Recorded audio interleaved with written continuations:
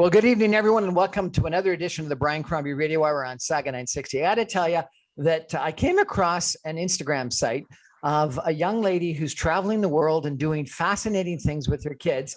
And she's sort of making a thing out of it. And I wanted to follow up with her and find out what it's all about. So I want to introduce you tonight to Theresa Winters. She's a single mother of two. She's a Michigan native, but she finds a way to be away from home as much as possible, it seems. And she's always traveling constantly. And we got to find out why, and taking pictures and blogging about it. And she's created, really quite a fascinating Instagram process called Faraway Places Travel or Single Mother Adventures, two different Instagram sites. Theresa, welcome to our show. How are you? Thanks, Brian. I'm great. Thank you. So how did this all start? So like many of us, I went through divorce in 2016, and right before it was finished, I was going through some home renovations and thinking this money could be put to better use. So I canceled everything in mid job, and I took my first solo trip. I went to Hawaii, and I know it was a very strange place to pick, but that's just kind of where I was drawn to. And I had a place to stay the day I got there, and everything else was wide open, and a day to stay or a place to stay the night before I left. And so I just kind of figured it all out, and I was hooked. The adventure, the unknown, the traveling with no identity as a single woman. I didn't have to be anybody. So the first one was without the kids. This was just you. It was solo. It was all by myself. And not with girlfriends, not with parents. By myself. Unbelievable. And how'd you do? Say that again? How'd you do? It was awesome. It was awesome. I haven't stopped traveling since. So now I have friends. I've been back a few times. I always like to explore one of the same islands, but then also a different one. So that was a snowball effect for me, not only traveling solo, but then just locking in travel with my children as well. And so you started out doing the faraway places or faraway place travel. Why did you launch the Instagram site about it? So actually, Faraway Places Travel was a business that was around for 30 years. After I started traveling and became obsessed with it, I thought, how can I make a living doing it? So I reached back out to the owner who had approached me years prior about buying her business, and I turned her down. It wasn't good timing in my life.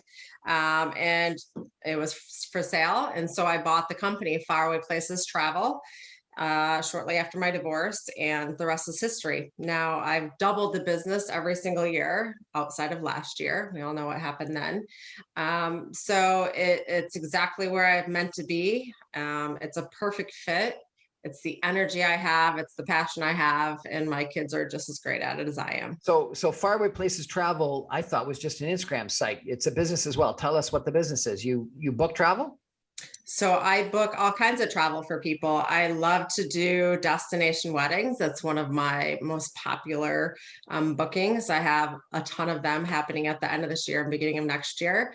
I love to do family travel, obviously, because that's something that's near and dear to me, and we're great at it, whether it's the good and the bad and the ugly, we figure it out. And then also adventure travel. I climbed Kilimanjaro on a solo trip. I've been to Colombia by myself. I love doing all kinds of things that kind of like scare the crap out of you. I want to do it. So I want to help other people do it. Fascinating. And then you started the Single Mothers Travel. Tell us about that. So that was just a fun page. I thought, you know what, this is a market that is pretty untapped, and I wanted to encourage other parents to travel with their kids. Obviously not just single parents, all parents, but I think so many parents that are single, we have a guard up for some reason or another, or we can't do it. I think it's natural for parents to say, well, I can't do that. And I want people to see and change their thought process of thinking, well, how can I do that? So it's just a fun page. But again, I've had various people, you being one of them, reach out to me to hear more about single parent travel, single mother adventures. So yeah, my kids want to see all 50 states. So we do a lot of fun trips like that. We've been on airplanes and Amtrak and Greyhound and road trips. We've done it all. Cruise ships, all of it. We're chatting tonight with Theresa Winters, who's got a business and an Instagram site called Faraway Places Travel, and a Instagram site called Single Mother Adventures that I found kind of fascinating. And she's described a little bit about it. We're going to take a break and come back more and have her tell us about where she's gone. Stay with us.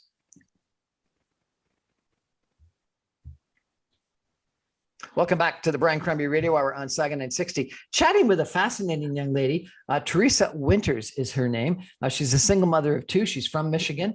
And she goes away as much as she possibly can, both in business, because she owns something called Faraway Places Travel, which I understand specializes in destination weddings and adventures and things like that. And also then I actually found you because I saw a website or an Instagram page called Single Mother Adventures. And some of the places you were taking your kids look kind of interesting. And so we might tell a little bit about both of them. But first of all, maybe just tell me a little bit about your company. If people want to access it, do you have a website they go to or just through the Instagram page or what? Yeah, no, I have all of that out there. Fortunate for me, I love taking pictures. I'm very picture heavy with what I do. So I have a website. It's called farawayplacestravel.com. I have an Instagram with the exact same name, Pinterest, Facebook, all of it under Faraway Places Travel. So yeah, Tell us about some of the places you've been. You've been to Costa Rica, I take it. I just did Costa Rica for the very first time. That was also a solo trip. Let's see, I'm going to start back. One of my most fascinating and favorite solo trips was Greenland. I did Greenland for 2 weeks by myself. So that was boating through the glaciers, dog sledding, having dinner with a Greenlandic family, which was super fascinating. And that was exhausting and challenging, but I got on that airplane and I thought to myself, I just did that. So that was really cool. Sicily is one of my favorite spots still to this day. I could do that over and over again. I road tripped partially, and I want to go back and do the other part. Colombia, Cartagena. Let's see, we're trying to get through all 50 states. The kids and I'll talk more about that. Africa. I did Africa. I climbed Kilimanjaro and summited on New Year's Day in 2019. That was a remarkable trip. And I have some of my closest best friends, three girls that are in their 30s from that trip. We've still met up since that trip. So that's the beauty of traveling solo. Aruba, Curacao, all kinds of great places. What's it like when you're like going into a hotel restaurant by yourself? Oh, it's no problem. I'm a bar girl. I sit at the bar all the time anyways. So if someone tries to seat me at a table, I quickly tell them that's not going to happen. So I sit at a bar. I like to talk to the bartender or someone beside me. That's how you find out about some of the best places in the area. If you're not going to strike up a conversation, you're missing out on a lot of opportunity in each destination. So that I go to a movie by myself, I eat here by myself. I'm fine with that. And that's a different caliber for a lot of people. I understand that. And a lot of so people, especially a lot of single females would be worried that they'd get hit upon all the time. Yeah. And so there's a way I can talk to women about that. I don't wear jewelry typically when I travel, a lot of flashy stuff when I'm by myself. I'm in a ball cap. I try to like be under the radar, so to speak. But yeah, all kinds of tips on that. You got a bunch of pictures from Tanzania. Tell me about Tanzania.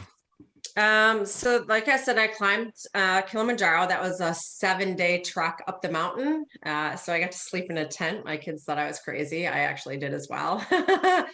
No shower, all that good stuff. But it was one of the best experiences and obviously most challenging experiences also. And then I did a 3-day safari after that as well. And so I got to go to the Maasai villages and yeah, it was really, really special. You take a lot of pictures of local people. Is that something you like to do? I do. It's the same thing with kind of any photo. I think the more real, authentic, unposed photo you can get, it's just gets you closer to that experience. So yeah, I prefer not to be so posy, if you will.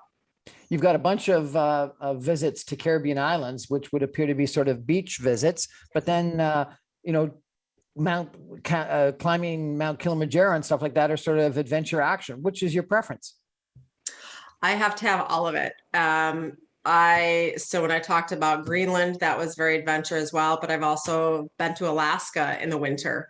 I'm from Michigan, so I clearly have the gear. So if you dress appropriately, there is no reason you should not go to these extreme destinations to experience some of these, just other world. I love doing things that people don't do. So that's kind of the battle between my business and what I want to do. I got to go to these other places that would sell that people want to know about so I can better speak to it, right? And I can set up excursions and best restaurants because I've been there. But I also love to go to the places that people think I'm absolutely crazy. So it's a little bit of a mix of everything. What are the ones that are absolutely crazy? Cartagena. People thought I was crazy to go to Colombia by myself. Greenland for sure. I can't get anyone to go to Greenland with me. Alaska in the winter. Climbing a mountain that's over 19,000 feet in the air on a whim. I planned that a month in advance. That's kind of crazy. Lots of pictures of wine. You drinking wine, people pouring wine. I love wine. Yep. So that's good, right? In Italy. And so I did another solo trip that I did and this was strictly for clients. People were approaching me for Rome, Venice, and Florence, and I had never been. So I threw on a backpack and I canceled a trip I had planned for me. Venice is like the city of romance. How can you go to Venice as a single person? People think that about Hawaii as well. And I agree about Venice. I was there probably a day and a half too long. That's probably why I haven't been to Paris either. I think that for sure I want to go to Paris with somebody. So I'm holding off on that. You've got this post here about that you're waiting to walk down the aisle, but then you don't talk about getting married. You're talking about having the pilot speak. Yeah, I can't wait to walk down the aisle someday and hear those magical words. This is your pilot speaking. It sounds like the divorce actually motivated you to buy a business and really got the business going and gave you this new lease on life. Would you get married again? I would love to get married again. I'm holding out for somebody that can keep up with me. Not to get too far off topic, my ex-husband's a phenomenal guy. It's just I felt I had untapped business I needed to do, and just wanted to really create something for me. So I would love to get married again. So the divorce didn't turn you off? No. Oh, okay. No. And what are you going to do? You're going to have to stop the whole single mom. Just because I want to get married doesn't mean I'm going to get married. I've been trying for 5 years. So I could be single. And is it going to be someone from Michigan or someone from Kilimanjaro? That's a great question. My reach, I have been on an airplane to date somebody across the country and also out of the country. So we'll see. What a fascinating experience that you've had, and an interesting experience. We're going to take a break and come back in a minute and talk about the other website, the other Instagram site that she's got, which is about her traveling with her kids, which is just as fascinating and probably a little bit more, if not a lot more challenging. Mm-hmm. Stay with us, everybody.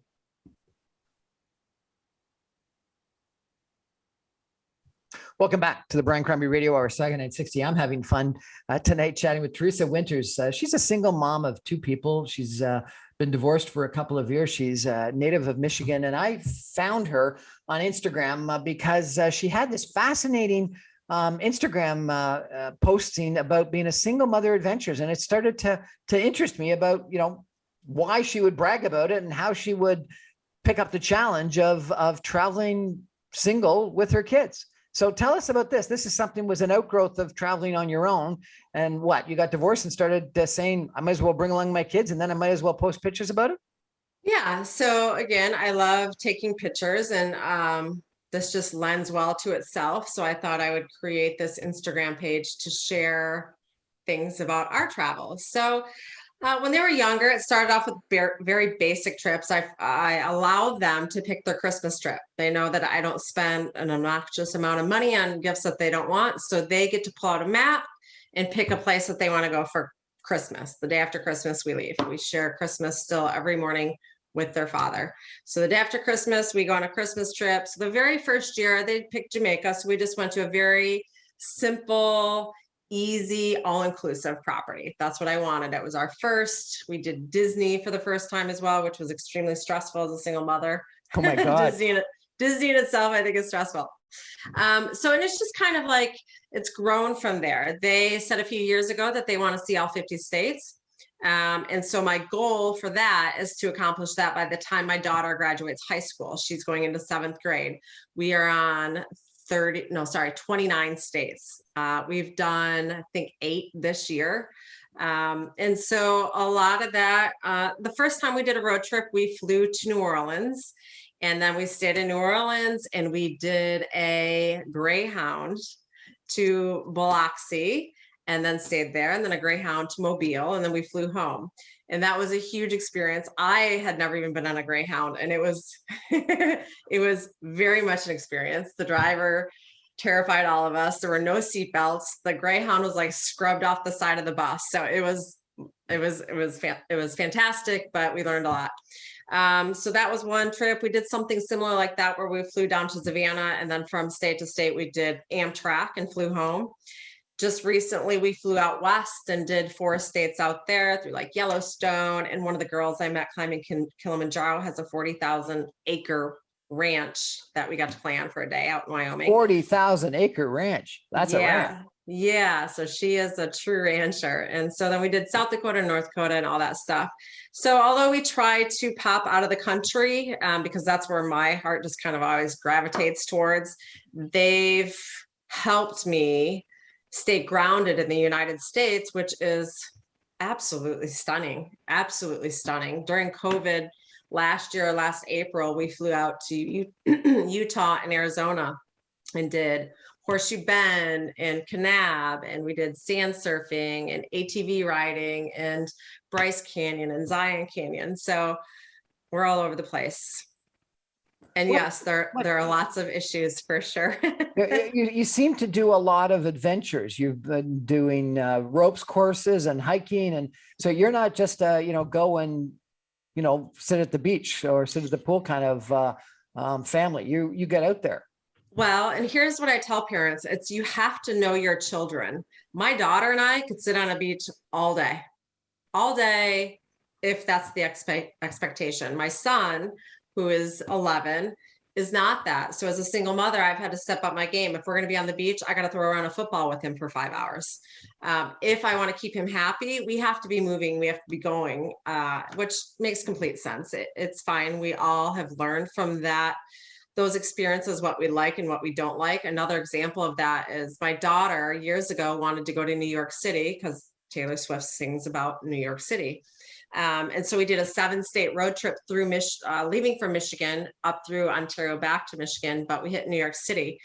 And in that, we learned she is terrified to the point of shaking and tears in her eyes of big cities and homeless people. Really? They freak her out. They weird her out. She trembles. I had to put her into a store while we waited for an Uber. So there's all kinds of learning experiences when you travel with your kids, and especially when you're outnumbered. If one wants to ride a roller coaster and one's terrified of a roller coaster, but you can't leave one alone because they were 6 years old, you got to figure it out. You do it together, and somebody's going to cry, but you do it together. Has the divorce changed them, and has the travel changed them? That's a great question. I would say travel for sure. It changes all of us. It teaches us that we are not in our own little bubble, not only in our subdivision here in Michigan, but in the United States. They get to see all different kinds of cultures, how people travel. It makes me step up my game where I might maybe get a little irritated if something doesn't go my way. I'm reminded my 2 children are watching me treat somebody with respect that's behind the counter, and it's not their fault. So travel changes us for many, many reasons, and I think all great reasons. The divorce, I have always said to people, it is not divorce that affects our children. And I'm paraphrasing, I did not write this, but divorce does not affect us and our children. It's how we act afterwards. And their dad and I have always respected each other. and shown grace and understanding, and we help one another. So I think as far as a divorced family, my kids were superior, and I hope other people see that. We post stuff like that too. Really wonderful. And you say you want to get married again. You seem like a pretty over the top kind of person with your adventures. What's it going to take? No, over the top love to keep up with my over the top life. Yeah, I know everyone says you don't sit around long enough to meet anybody. So it's got to be somebody that's adventurous, spontaneous. Sorry about the dog there. But yeah, an over the top adventure lover for an over the top adventure lifestyle. And it doesn't have to be dramatic. It's just spontaneous and exploring and doing things that I've never done before. And how do you find that? At a bar keep doing what I'm doing. I travel by myself. I am a part of some really great groups. And you just got to put yourself in opportunities way. Mm-hmm. Right. We can all, especially during the year of COVID, sitting home, got real comfortable for a while. We really just couldn't do anything, but it reminded me how much being out and about with people and out and about in the world energizes me. And that's who I am. So just by default, hopefully I find that person, and who knows where it'll be. So I'm calling into you from Canada. The radio show is broadcast in Toronto. And a lot of Canadians have this perception of Americans, and it's a terrible generalization. But let me ask you about it. Is a lot of Americans, and from a percentage standpoint, it actually pans out, don't have passports and don't travel beyond the 50 states. Are you different? Am I different? Of course I'm different. I'm on like my third passport. A funny story about Canada and us though. My dog's Canadian. My kids are part Canadian. So I live 5 minutes from Canada. I'm right across from Sarnia. So we love Canada. We appreciate it. But I mean, it is unfortunate. I grew up in a very, very small town. And I think half the people I went to school with probably have still never left that small town of 2 stoplights. So yeah, I know the statistics are staggering how many people don't have passports. And I always joke with people, if I go on a date with them, if they don't have a passport, it will be our last date together. I joke with them, they still make you, like, you guys are out there still, like, you have to have a passport. You said that you've learned a lot from your travels. What have you learned from your travels worldwide? I've learned that I can do anything. I've learned that there's more good people than bad people. And I try to instill that in my kids all the time. Instead of like, don't talk to a stranger, I remind them I talk to strangers all the time. If I want to ask for a good restaurant or, something to do that locals would do. What have I learned?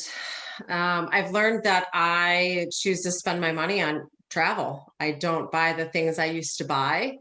And that's something also I encourage people to do, is if you want to go traveling with your kids, and it is an investment, it is very costly.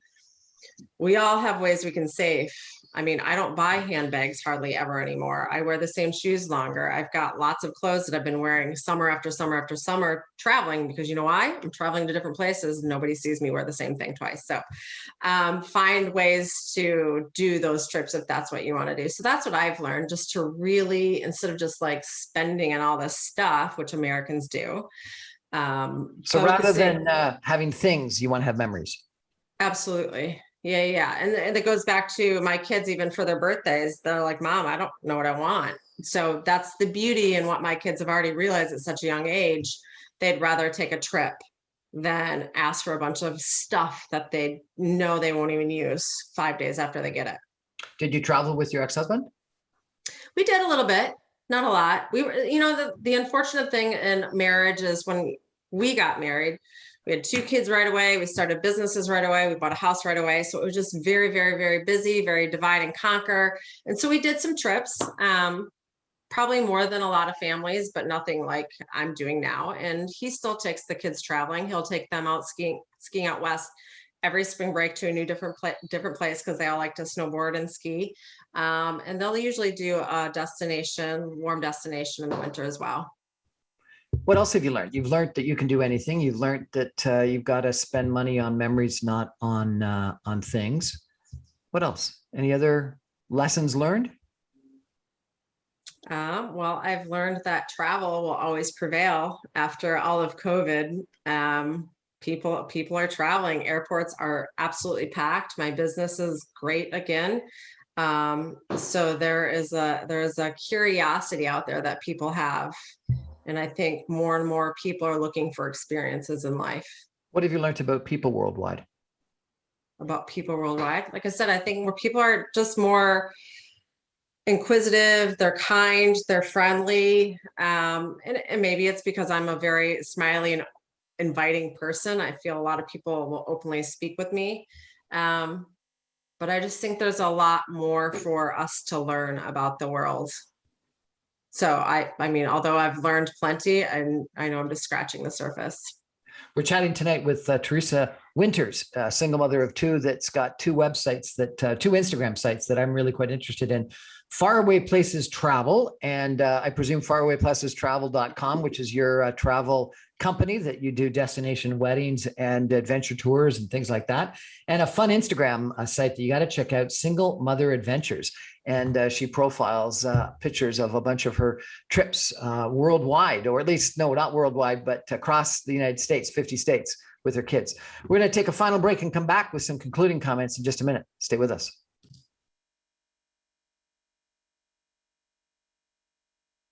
Welcome back to the Brian Crombie Radio Hour, Saga 960. We're chatting with Theresa Winters tonight. She's a single mom, and she's got an Instagram site called Single Mother Adventures, which is a lot of fun because it goes through a whole bunch of her adventures with her kids. And you seem like a really fun mom.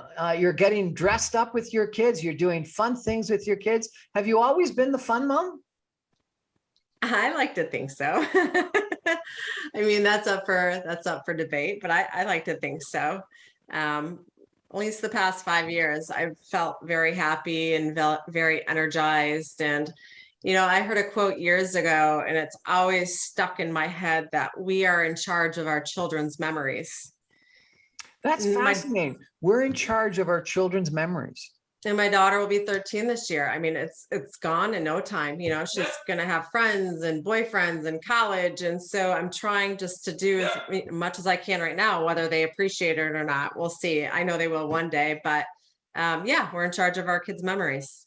So if you were speaking to a mom that just got divorced, had some kids, and she was thinking, oh my God, I just don't know what I'm going to do, what would you tell her?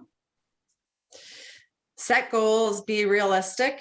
And if it's travel that they want to do, here's what I tell even single women just traveling by themselves. Start very, very small. Just because you see me drive through 7 states with my kids doesn't mean you have to do that. If you're in Michigan, take them up to the UP.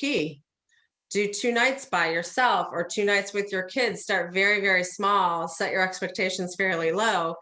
If it's a road trip, pack your vehicle with all kinds of stuff your kids love to do, the food that they love. There's all kinds of tips, but you got to write things out, see how it's going to, flow. If it's something you're able and willing to do, but just start small. You're going to see that you do better than you give yourself credit for. It's just like being at home. There's stressful moments. There's moments you're like, what am I doing? Why am I doing this? But at the end of it, it all makes sense. It all makes sense. We know that giving our kids stuff we didn't have and giving them experiences that they've never had. I tell my kids every time we're on a trip that I haven't experienced this either. And I have to remind myself that so much of what I'm doing with my kids when we travel, it's something that I had never done before. My trip as a kid was Cedar Point. My dad worked as a farmer 6-7 days a week. He had 1 Sunday off a month. My mom was a factory worker. We went to Cedar Point. So set goals. Sorry, set goals? Yep, just set goals, start small, and see where you can go from there. When are you going to broaden your kids' exposure to the world and bring them to Canada?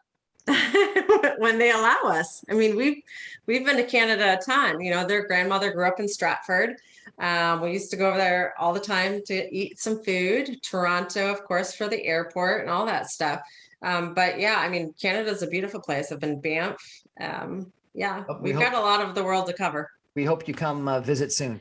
I got to end by adding in a couple of my own words, if I could. I've traveled not through 50 states in the United States, but I think I'm over 25 right now. I've traveled in all but three provinces of Canada.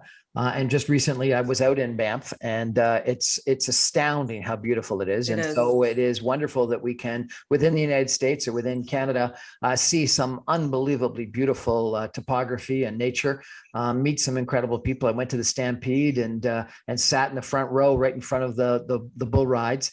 And that was just incredible. But I've had the pleasure of traveling through most of Western and Central and a little bit of Eastern Europe. 5 years ago, and it keeps on popping up on Facebook, I was in the south of France, and it was an incredible trip. 2 years ago, I was in Italy, and I went to Florence, Rome, and Venice.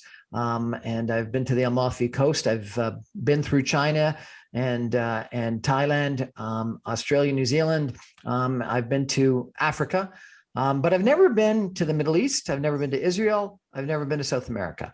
And so I've got some places. I've never been to Greenland. And so I've got some places I want to go. And I think that you have inspired me again to travel. I think you have inspired lots of people through your Single Mother Adventures Instagram site to not only travel, but to take the risk of traveling with their kids, even if they're alone.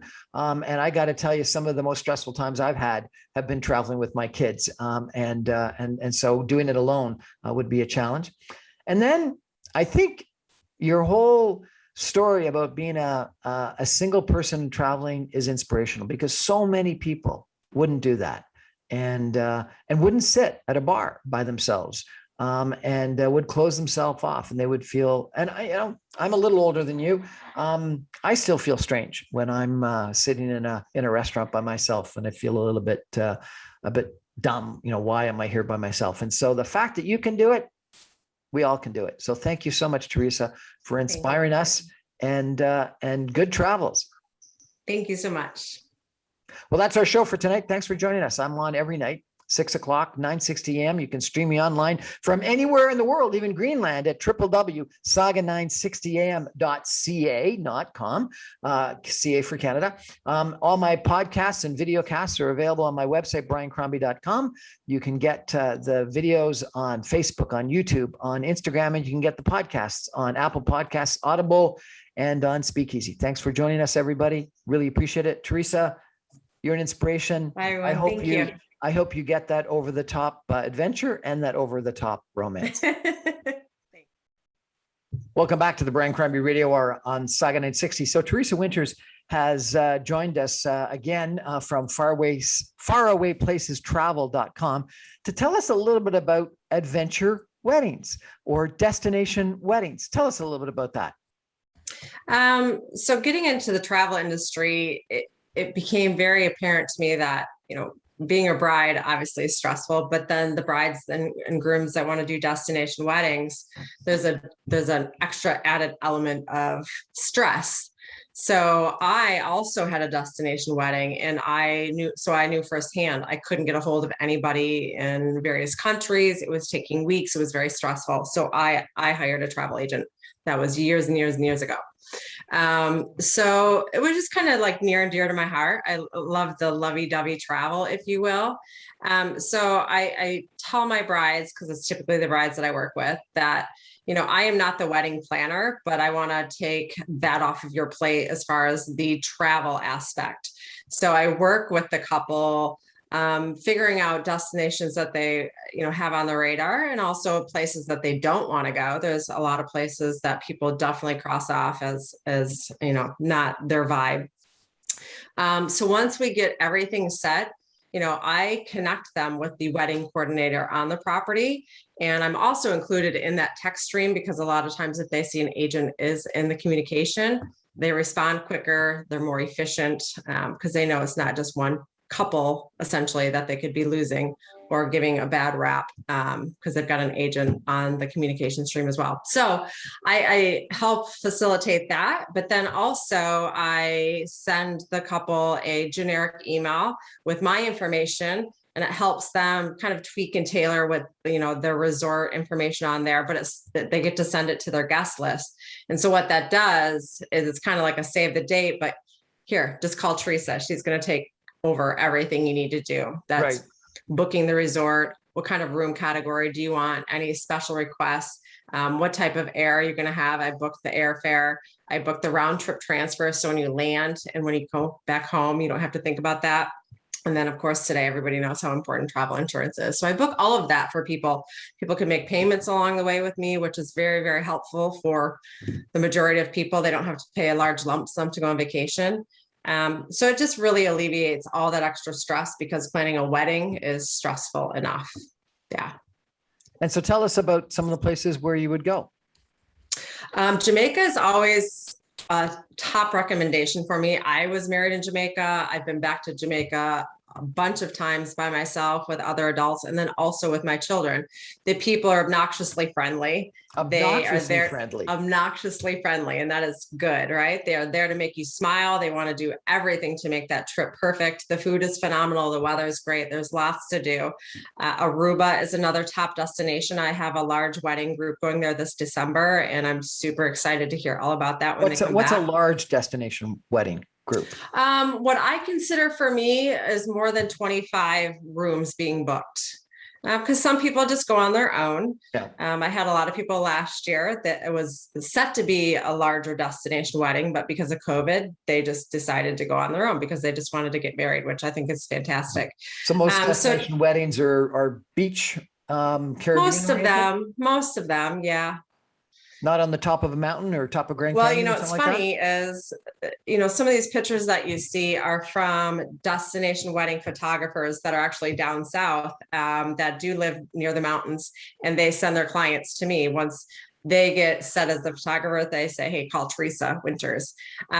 So they do actually take a lot of photos on these beautiful mountain like scenery in Virginia and surrounding states. So I think people are starting to branch off and do things differently. Of course, the beach always has a nice appeal to it, but it's the same thing with travel. People want more of an experiential travel. Yeah. And I think it's starting to come that way as well with weddings. I got to tell you, I was recently in Banff and was hiking up to a big pass to take a look at a glacier. And then as I was walking back down, a bride and a groom passed me, and I was shocked. The bride was in full gown, and the groom was in a tux. I'm saying, like, why didn't you hike up and then change when you got to the top? But part of what they wanted to do was to hike to the top, 2.5 kilometers, That's great. in their wedding clothes. Yeah. And it wasn't for the ceremony; it was for the just for the pictures. But I thought that was kind of cool. Yeah, very cool. Yeah, people do all kinds of crazy stuff. What do you think about that? Is that a good idea or a bad idea? I think if it speaks to them, then do it for sure. And that's what I tell people all the time. A lot of people have to decide if they're going to do a destination wedding. That they know that there's people that can't go because of their age, their financial situation, children, what have you. So you really have to decide as a bride and groom, is this wedding for you or is it for your family? And, so even when I was married years and years ago, we knew there were a lot of people that couldn't go. We actually went to an adults only resort. So people that wanted to bring their kids, they didn't go. So the wedding was for us. And so I think if someone wants to get married at the top of a mountain or under the water, like Bethany, all these people do all kinds of different things. Yeah. See? What do you think of that? I think it's beautiful. It's super fun. Top of a mountain going up to see a glacier. Yeah. No, I think it's great. I would do something like that. And hiking boots underneath the dress. Yeah. I love it. I love it. So you're the type of person that would do something like that? Are many brides like that? Yeah, I think if the person that I was going to marry, if it was very special and intimate to us, for sure. I always think about that. If I were to get married again, would it be a big ceremony? Would it just be the two of us running off to get married with Vegas or with, Elvis? Who knows? I don't know. I can't believe you're the kind of person that wants Elvis at Vegas to marry you. I don't know. That's the beauty of being spontaneous, right? Like, it's just depends on who that person's going to be and how we feel. And What about the when the numbers? moment. I've always wondered about the monetary situation, and maybe this is a bad thing to raise, but it's something that is important in the end. Do you pay for their trips? Do you pay for their accommodation? How does the destination Sure. wedding work out? And that is different for everyone. Some families will pay for just the property. They might rent a huge villa and pay for all of that, or people have to pay for their airfare. Some people pay not. We paid nothing. We invited everyone we knew, thinking very few would go, and we had over 50 people go. So everybody's different. And I also think more and more people are on their second and third weddings. So a lot of it is smaller. So I don't think the need is definitely there. But again, some people definitely want to do that or pitch in. If people are interested and want to contact you to find out details and ideas, how do they do that? You can visit my website at farawayplacestravel.com. I'm also on Instagram at farawayplacestravel and on Facebook. I'm not hard to find on the internet. And that's a good thing. Theresa, several times in our conversation over the course of all of our segments in our conversation, you've used the word spontaneous, being spontaneous, wanting to be spontaneous, the positives of spontaneity. Is this something new?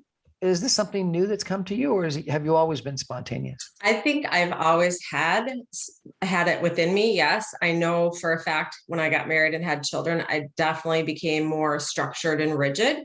And so maybe I veered from one extreme to the next.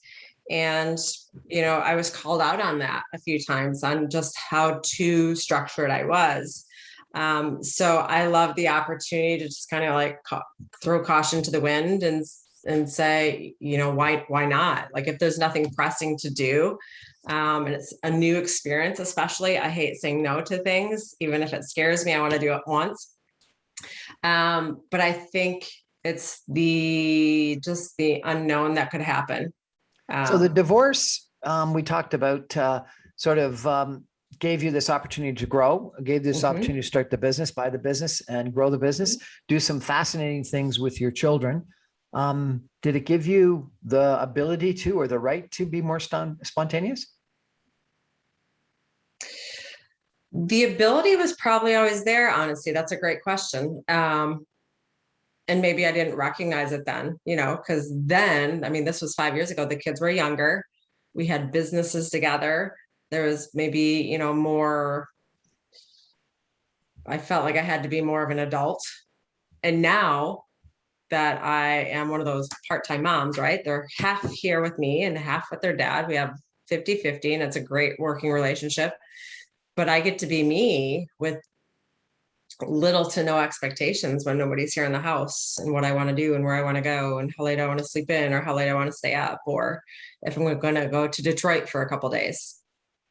Theresa Winters, farawayplacestravel.com. Thanks so much for thank you for inspiring us about memories, not things, and about spontaneity. Thank you, Brian. That's our show for tonight. Thanks for joining us. Good night, everybody.